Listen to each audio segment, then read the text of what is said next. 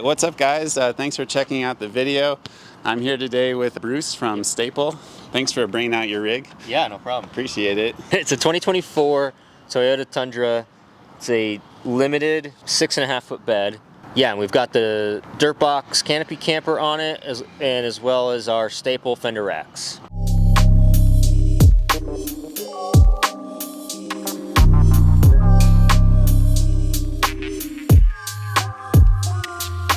The basics of your business, correct me if I'm wrong, is you design and manufacture the Stapll racks so people can rig whatever. These are called Rotopacks, right? Yeah, that's a Rotopacks. Yeah, so we've unlocked the fender with our system here. So it's a no drill assembly, guaranteed to fit your truck. It allows you to drop accessories outside the bed below the rail. So whether it's hard cases, recovery boards, fuel or water, we've opened the fender for additional storage in your truck. Not only that, but it's also conveniently located, right? So, typically this stuff ends up on your roof or really high up. And so putting it here makes it a lot easier to reach. And then also just opens up different opportunities like we'll see when we open up this case. This is actually a Stapll hard case. Oh, you make the case too? Yeah, but it's a standard, hard case like you've seen. So this is cool. Like I use these mostly to level out my truck at camp. They'll get stuck, then they're there. And yeah. Again, just additional storage. Yeah. So nice. You guys are getting the real look. I just went camping. So yeah. So I've seen on your website people might use this setup for cooking. Yeah. I cook on this. I cook on this setup. I make my coffee on this setup. Just a workbench with storage. How did you get started manufacturing, or why did you start this business? We've been doing product development for quite some time, and we've built up and sold other brands, and we just really wanted to get into a space that we were just passionate about, and just be able to hang out with cool people and do cool things. So we had this idea and we decided to run with it. Did you do the designing yourself for the product, or do you have a lot of consults? Yeah, my background's in mechanical engineering, and then me and Charlie, my brother and business partner, collaborate on the design.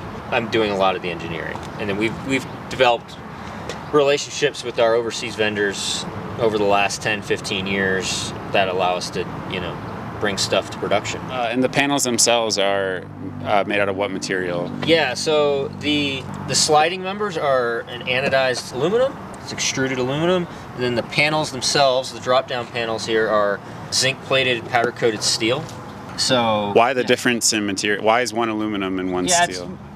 So we try to use aluminum where we can because it doesn't rust, and then it's also lightweight. And then we chose steel for the panels for the particular application because it just offers a stiffness and rigidity that aluminum can't. So you're telling me inside this is a universal mounting system? Yeah. So it just clamps onto your bed rail. We have hardware for Toyotas and basically all other trucks. So depending on your truck, you use the different hardware sets, and it just clamps on, and then these members slide. So depending on your truck's fender shape and width, you can get it just right. So obviously there's at least two sizes. Yeah, so this is our 6x13, this Rotopacks. This is 5 gallons of fuel, so each bracket can hold 50 pounds worth of weight, so about 5 gallons worth of fluid. So this hard case is actually mounted on 2. So you get, with the weight of the case, you can get about 80, 85 pounds inside the case. But yeah, this is our 6x13. The case is actually mounted to 2 of our 6x7s, so this is a little bit longer than those ones. And this just allows you to mount things a little bit lower on the bed rail. Right. And a lot of people are familiar with the Rotopacks mounting system. Yes. Obviously this is water, but people might use gasoline also. Yeah, gas, diesel. I like to bring extra water to camp. Yeah. With these style campers, they don't necessarily come with onboard water storage, right? So, what's cool about this is I'll actually just flip this around when I get to camp. Oh, and then it dispenses easily. Yeah. Just got, water right there. Nice. For camp. Yeah. And just eye-catching, the tires, that's the most aggressive sidewall I think I've probably ever seen maybe on a so Mickey Thompson Boss. Yeah, that was actually stock from the dealer. Oh. Dealer installed option. Yeah, that tracks. I like it. All right, so on this side we can get a much better view of the actual panel. Yeah, so this is our 48x10. So I tend to leave this open. I got my axe mounted here. I do different things with this, and then I attach different things. So I'll set my diesel heater on here. when I'm camping. Yeah.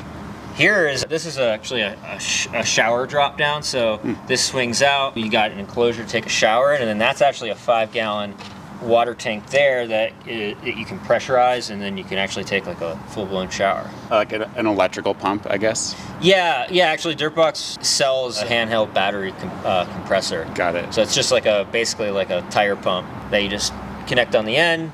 Yeah, and it holds pressure. I guess like industry term for this would be MOLLE, right? Yeah, MOLLE is what you see, these big square holes, so that's it's kind of like a military standard. So yeah, these are tend to be called MOLLE panels. When it's dropped down like this, we call it a fender rack.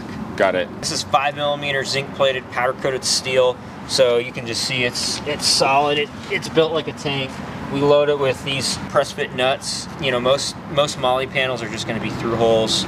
So if you need to mount something, you're going to be doing this, with the nut, and then fastening. With ours, the nuts are built in, so you can just fasten right in. You can also mount things on the top here too. We mount bike racks. So there's some precedent in terms of like MOLLE panel design for, I guess, like the type and shape of all these holes. Like why do we have like different? Yeah, so we try to make our panels as versatile as possible. So we've got a lot of different slotting going on. All of our panels come with feature sets directly for Rotopax, so you can just take your Rotopax hardware, mount it directly onto the panel without doing any sort of modification.